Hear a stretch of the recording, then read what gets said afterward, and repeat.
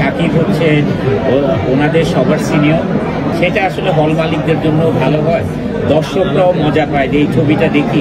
প্রডিউসাররা চাইলেই দেখতে পায়, প্রডিউসাররা যখন আমাদের দুইজনকে একসাথে কাস্ট করবে। কি দর্শক, অনন্ত জলিলকে ভুলে গেছেন? আহা, অনন্ত জলিল আমাদের টম ক্রুজ, যিনি নিজেকে সালমান খান মনে করেন, তাকে আপনারা এত সহজে ভুলে গেলেন কি করে? এটা কি হয়? তো ফাইনালি আমাদের অনন্ত জলিল অর্থাৎ সালমান খান কামব্যাক করলো আবার এফডিসিতে ইফতার মাহফিলে সেখানে উপস্থিত হন এবং সেখানে অনেক সাংবাদিক তাকে প্রশ্ন করে যে এবারের ঈদে যে সিনেমাগুলো আসতেছে এই সিনেমাগুলো নিয়ে কিছু বলবেন এবং শাকিব খান আর আরফান নিশু সিয়াম এদের সম্পর্কে কিছু বলেন। শাকিব খান, নিশু সাহেব, সিয়াম সাহেব সবাই খুবই ভালো অ্যাক্টর, তবে এখানে অবশ্যই শাকিব হচ্ছে ওনাদের সবার সিনিয়র, তার ছবির চাহিদা একটু মার্কেটে বেশি, এটা আমরা অস্বীকার করতে পারবো।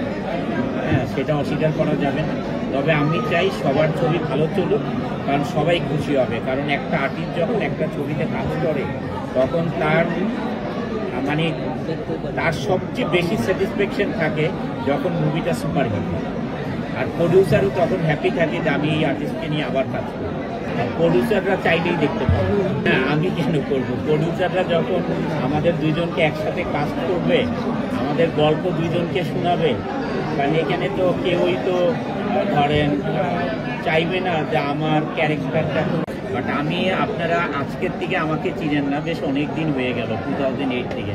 আমি কিন্তু এমনিতেই সবার জন্যে আমি মন থেকে দোয়া করি, ভালোবাসি, উইশ করি, যার সিনেমা রিলিজ হয় উইশ করি।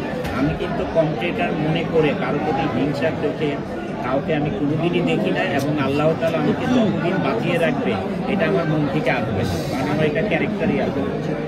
আমার ক্যারেক্টার হচ্ছে আমি সবার জন্য আমি ভালোবাসতে চাই, সবার সাথে ভালো রিলেশন রাখতে চাই, সবার জন্য দোয়া করতে চাই।